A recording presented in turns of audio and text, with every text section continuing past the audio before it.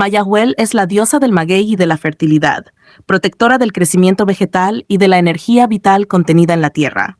También se le considera una madre nutricia, relacionada con el alimento sagrado y la transformación de la savia en sustancia espiritual. En los códices aparece como una joven mujer rodeada de pencas de maguey, a veces emergiendo de la planta misma, lo que simboliza su íntima unión con la tierra y sus frutos. Su cuerpo a menudo está vinculado al tallo del maguey, como si fuera parte de él, reflejando que ella es la planta y la planta es ella.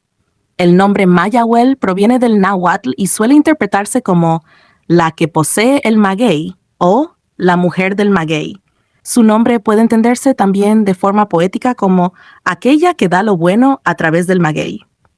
En términos míticos, podríamos decir que Mayahuel nació del propio maguey, del corazón vegetal que guarda los secretos de la savia.